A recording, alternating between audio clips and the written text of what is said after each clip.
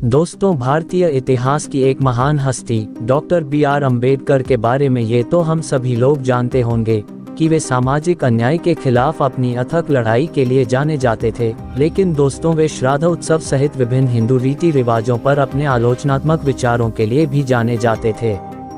दोस्तों, इस वीडियो में हम आपको यही बताने की कोशिश करेंगे कि श्राद्ध पर उनके विचार जाति व्यवस्था और कुछ धार्मिक प्रथाओं द्वारा कायम सामाजिक असमानताओं की उनकी व्यापक आलोचना को किस प्रकार दर्शाते हैं। दोस्तों, वीडियो में जानकारी पसंद आए तो इसे लाइक कीजिएगा और हमारे चैनल को सब्सक्राइब कीजिएगा। लेकिन दोस्तों, श्राद्ध उत्सव पर डॉक्टर अंबेडकर के असल में क्या विचार थे, उससे पहले हम आपको ये बताते हैं कि श्राद्ध उत्सव असल में होता क्या है। श्राद्ध उत्सव, जिसे पितृपक्ष के रूप में भी जाना जाता है, मृत पूर्वजों को सम्मानित करने के लिए किया जाने वाला एक हिंदू अनुष्ठान है।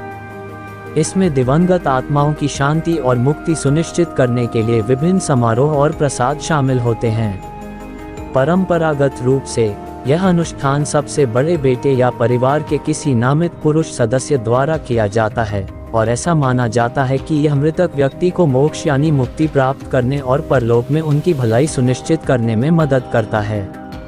एक बात यह भी है कि श्राद्ध का पवित्र अनुष्ठान पूर्वजों को सम्मानित करने के लिए किया जाता है, जिसमें मृत पूर्वजों को श्रद्धांजलि शामिल है। ये पवित्र अवधि हिंदू महीने अश्विन में 16 चंद्र दिनों तक फैली होती है, जो आमतौर पर सितंबर और अक्टूबर के बीच आती है। 2024 में यानी इस साल पितृपक्ष 17 सितंबर को शुरू हुआ और 2 अक्टूबर को समाप्त होगा। दोस्तों, हिंदू मान्यता के अनुसार इसका ऐतिहासिक और सांस्कृतिक महत्व भी है, क्योंकि श्राद्ध की परंपरा हिंदू संस्कृति और पौराणिक कथाओं में गहराई से निहित है। प्राचीन ग्रंथों के अनुसार श्राद्ध अनुष्ठान करने से पितृदोष के प्रभावों को कम करने में मदद मिलती है, जो किसी की जन्म कुंडली में पाया जाने वाला एक पैतृक ऋण माना जाता है। यह अवधि दिवंगत आत्माओं को प्रार्थना, भोजन और पानी चढ़ाने, उनकी शांति सुनिश्चित करने और उनके परलोक में उनकी यात्रा में सहायता करने के लिए अत्यधिक शुभ मानी जाती है।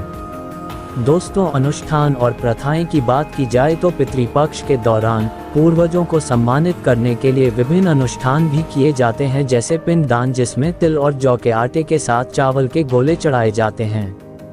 तर्पण, जिसमें काले तिल के साथ पानी मिलाकर पूर्वजों को अर्पित किया जाता है।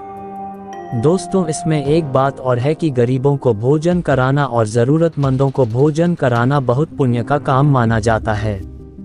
पारंपरिक रूप से सबसे बड़ा बेटा या परिवार का कोई पुरुष सदस्य ये अनुष्ठान करता है। अनुष्ठान अक्सर गंगा घाट जैसे पवित्र स्थलों पर किए जाते हैं। बिहार में गया इन अनुष्ठानों के लिए एक प्रसिद्ध स्थान है। दोस्तों, अनुष्ठान और समय की बात की जाए तो श्राद्ध का अनुष्ठान पूर्णिमा तिथि यानी पूर्णिमा से शुरू होता है और अमावस्या तिथि यानी नया चंद्रमा के साथ समाप्त होता है।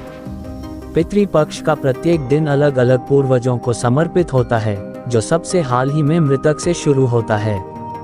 अनुष्ठान बहुत ही भक्ति भाव से किए जाते हैं, जिससे हर कार्य में पवित्रता और ईमानदारी बनी रहे। दोस्तों, अब अगर हम बात करें डॉक्टर बी.आर. अम्बेडकर की, उनके द्वारा श्राद्ध उत्सव की आलोचना असल में हिंदू रीति रिवाजों और जाति व्यवस्था की उनकी व्यापक आलोचना का हिस्सा थी।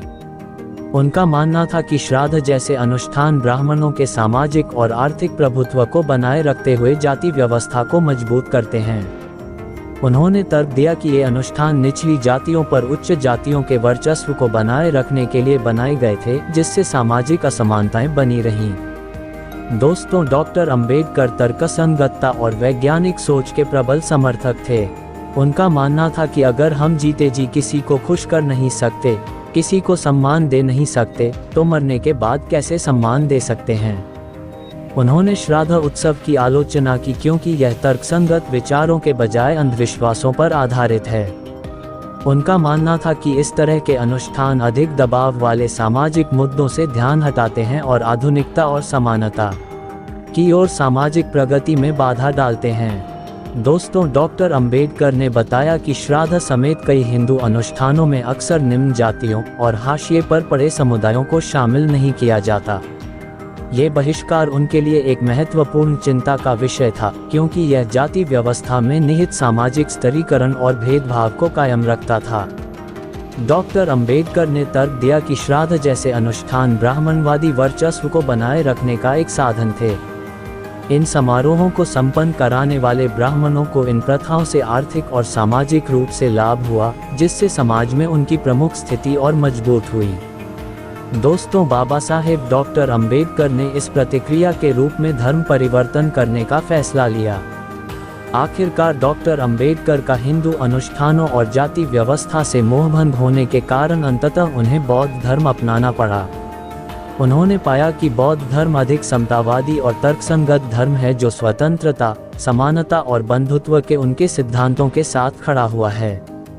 उनका धर्म परिवर्तन हिंदू धर्म की दमनकारी प्रथाओं के खिलाफ एक बयान था, जिसमें श्राद्ध जैसे अनुष्ठान भी शामिल हैं। दोस्तों, डॉक्टर बी.आर. अंबेडकर की श्राद्ध उत्सव की आलोचना एक न्यायपूर्ण और समतापूर्ण समाज के उनके व्यापक दृष्टिकोण में निहित थी। उनका मानना था कि सच्ची प्रगति केवल जाति व्यवस्था को खत्म करके और तर्कसंगत, समतावादी सिद्धांतों को बढ़ावा देकर ही हासिल की जा सकती है। श्राद्ध पर उनके विचार सामाजिक न्याय के प्रति उनकी प्रतिबद्धता और कुछ धार्मिक प्रथाओं द्वारा कायम सामाजिक असमानताओं के खिलाफ उनकी लड़ाई को आज भी दर्शाते हैं।